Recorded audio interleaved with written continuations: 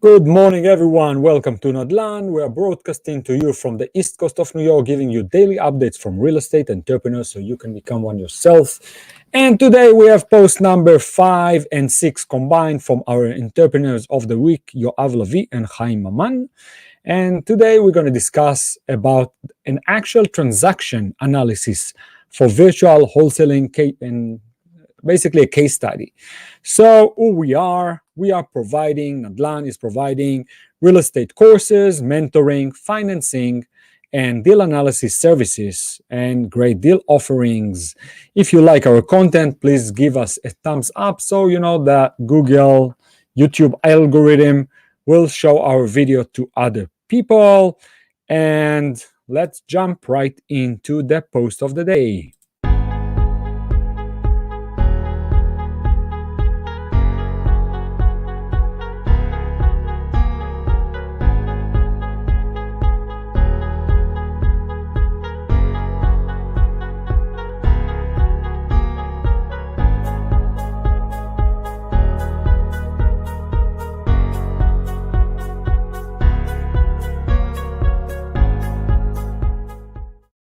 All right, guys, a real transaction case study for virtual wholesaling. We want to share with you the behind the scenes of a deal that closed virtually a few months ago, a deal that resulted in an assignment fee of about $31,000. The reason we chose to share this particular deal is because it incorporates some super important elements that we want to emphasize. We will share with you step by step the length of the entire transaction life, and at the end we will also know the exact platforms that we used at each step. Disclaimer: it is important to check the level of legality for the area to which you are aiming to start marketing activities to. There is no such thing as any kind of recommendation on how to act. We in this post just share what worked and works for us. So let's start. The first campaign to go on the list that contained the future seller first came out in May 2019 as a text campaign, a text message that looked like this: "Hi, my name is Joe. I'm local and looking to buy houses in this area. I can even buy houses that need work or have liens. Let me know if you are interested." It is important to note that today text sent with such a scenario, most of them will find themselves blocked and most of them will not reach their destination. Media companies are constantly hardening their algorithm and developing anti-messaging platforms that are considered spam. So even from our place, we will constantly want to refine our messaging script accordingly. The seller did not respond to us at all to the same text campaign, nor its successors who came in various forms of marketing, who consistently went out to it for more than a year and a half. The first time we were able to contact the same seller was through the cold calling campaign in December 2020. The recording of the caller video is attached to the post. The seller, in the same conversation with the caller, confirmed that they would be interested in selling for the right price. It's basically his wife's brother, and they have no intention of coming to live in Jacksonville. The seller confirmed to the caller that the price he would like to receive for the property is $100,000. The caller recognized motivation and put the lead into the CRM for our future work. When the lead went into the CRM, the lead was tested and we quickly identified the potential. The property is in good part of town and the price expectation here from the seller is significantly lower than the market value. We made a telephone call that day with the seller, when the purpose of the conversation is understanding the story, pain points, making good contact, understanding the condition of the property, anchoring price expectation, and signing a purchase contract. It can be said that all the goals were achieved in the conversation except signing a contract for the conversation. The seller was more traditional and insisted that before we sign a contract, he wanted us to see the property.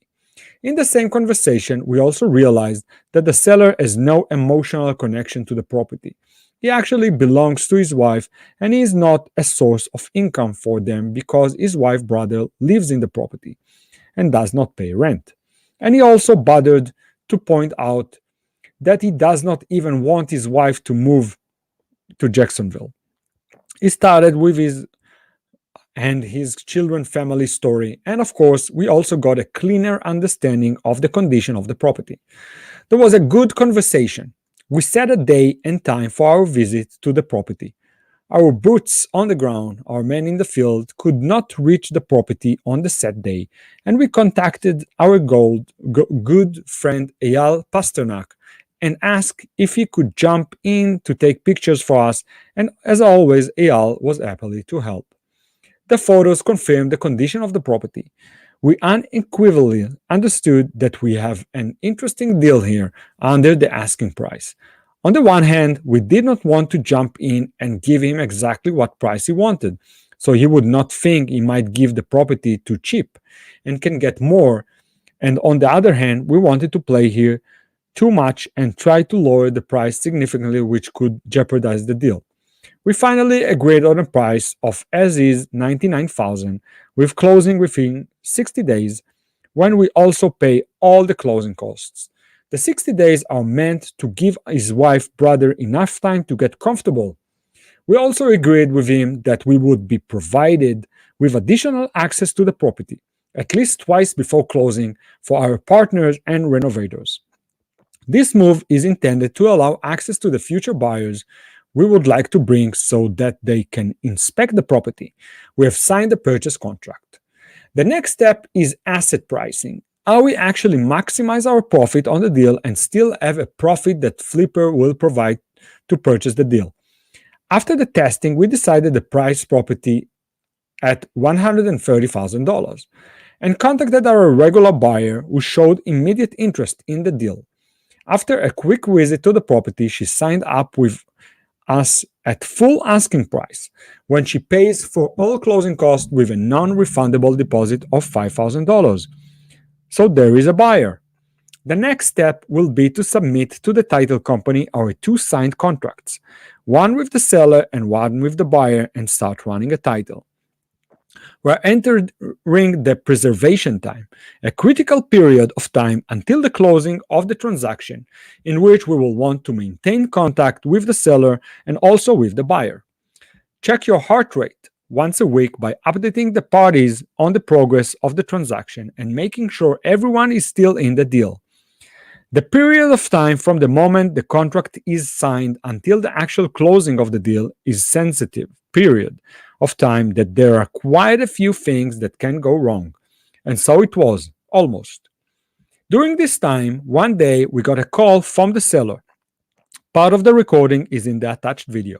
A conversation that started with him saying he was not happy.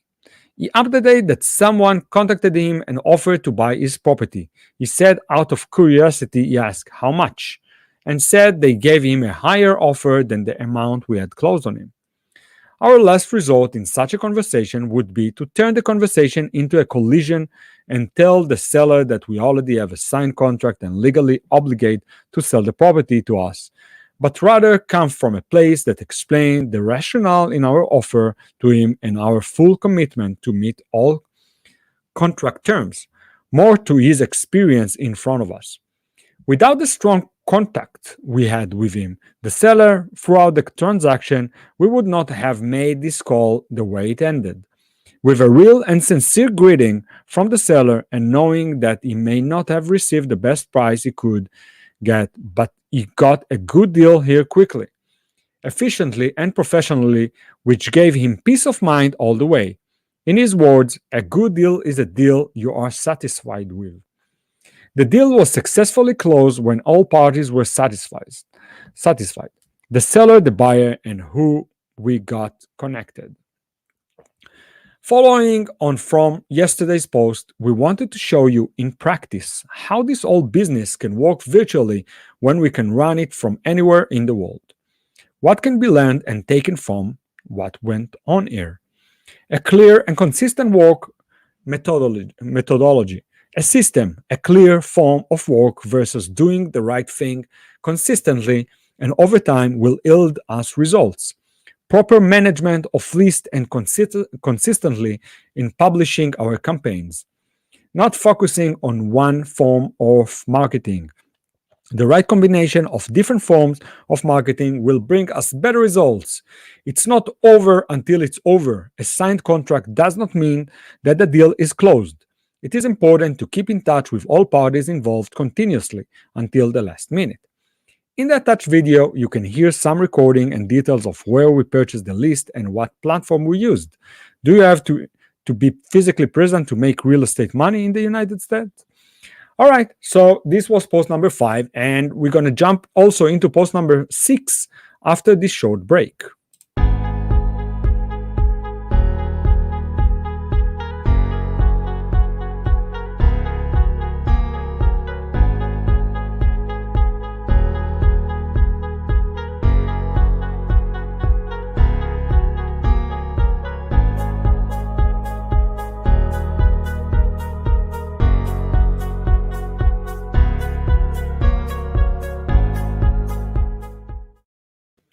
All right, guys, so this is the concluding post for our interpreters of the week that spoke with us about virtual wholesaling, post number 6. From our experience, and as we showed you this week, the unequivocal answer is no. There are solutions, creative ways of working, and technological tools that allows us to bridge all the physical distance gaps. Wholesaling is a model that enables the creation of capital in the face of a relatively low level of risk, and the management of employee systems, and the ability to grow our business without the need to be physically present in the field. We have teams working for us in different parts of the world who are all part of our complete puzzle. Cold callers in Central America, virtual assistants in Philippines, and field people in the US who can perform for us actions like photos and meetings with buyers. Beyond our ultimate positioning in the transaction, working directly with the seller and being the contract holder, this model allows for the creation of capital in the face of a level of risk and a relatively low investment. Make no mistake, it's not an easy business, it's not passive income, it's hard work. A business that requires daily attention and consistency. A business with a lot of ups and downs, but at the end of the day, the hard work pays off and is rewarded by thousands of counters of dollars. Beyond money, the ability to control our time and live the lifestyle we really want is the real reward. Our ability to choose, and yet we can carry out and run this business from anywhere in the world. So what did we have this week? We talked about A. Ways to market and generate leads. B. We went through conversation with sellers and closing deals. C. Marketing our property and finding buyers. D. A case study. We have dissolved a deal that was actually closed. How and what can happen during the transaction. And creating another active source of income, each at its own level, creating access to off-market assets. This week, we worked hard to give you a lot of value and a glimpse in the world of wholesaling that some of you know more and some of you know less, to show that there is another alternative beyond the more traditional ways of working and the regular strategies. Hopefully, the goal has been achieved. We invite you to join our Facebook group. Lots of value. We also help real estate investors build a virtual wholesaling operation that generates off-market leads and profitable transaction without having to rely on MLS. For more details, you can go into the website wholesalefromisrael.com. See you there, Haim and Yoav. All right, thank you so much for this post, and thank you for an amazing week. And we will be with you guys with a new entrepreneur of the week coming this week. So thank you everyone for joining us, and we will see you in the next post.